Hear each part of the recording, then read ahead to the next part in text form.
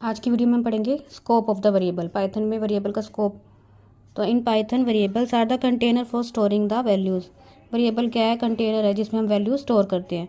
These are the reference और pointers to an object in memory which means whenever a variable is assign to an instance it get map to that instance.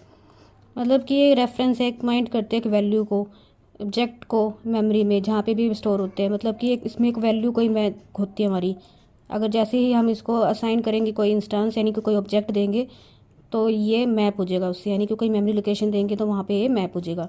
Python is not statically type, यानी कि हम उसकी value हमें पहले define नहीं करने की पड़ती, हम सीधा ही डायरेक्टली यूज़ कर सकते हैं। उसको डिक्लेयर करने की जरूरत नहीं है। We do not need to declare the variable before using them और डिक्लेयर देयर टाइप कर डिक्लेयर करने के लिए, यानी कि हमें इंटीजर ए इज इक्वल फिर उसके बाद ए इक्वल टू 5 ऐसे जैसे C++ में लिखते थे वैसे लिखने की हमें ज़रूरत नहीं है। A variable is created the moment we first assign a value. जैसे हम वैल्यू असाइन करेंगे पाइथन में वैसे ही हमारा इंस्टेंस क्रिएट हो जाएगा, उसकी जो है हमारी वैल्यू एड्रेस यानी कि क्रिएट हो जाएगा।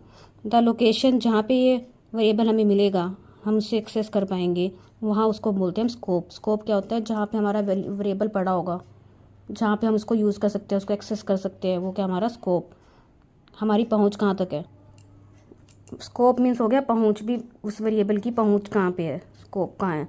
तो दो टाइप के वेरिएबल होते हैं। Global variable. ग्लोबल वेरिएबल क्या होते हैं? Ones that are defined and declared outside any function. कोई फंक्शन हमने डिफाइन कर उसके बाहर जो हमारा वेरिएबल होगा, उसको हमने जो बाहर डिफाइन किया होगा वो हमारा कौन सा आएगा? Global variable. Are not specified to any function, मतलब कि वो फंक्शन से कोई मतलब नहीं है उसका, फंक्शन के बाहर हमने डिफाइन किया हुआ है, फंक्शन के बाहर उसका काम है, फंक्शन के अंदर का कोई काम नहीं है, तो यानी कि वो ग्लोबल वेरिएबल हो गया। They can be used any part of the program. और लोकल वेरिएबल उसको एक्सेस करेंगे हम इनसाइड, यानी कि फंक्शन के अंदर हमारा जो वेरिएबल होएगा वो हमारा लोकल वेरिएबल होगा। जैसे x इज इक्वल टू 1, ये ग्लोबल वेरिएबल हुआ। फंक्शन के अंदर जो हमारा हुआ, यानी कि हमने ये फंक्शन के अंदर वेरिएबल डिफाइन किया, ये हमारा क्या हो गया? लोकल। बाहर कौन सा हो गया? ग्लोबल। ऐसे ही इसमें हमारा लोकल कौन सा हुआ? ये वाला, क्योंकि ये फंक्शन के अंदर है, और फंक्शन के बाहर ये हो गया ग्लोबल।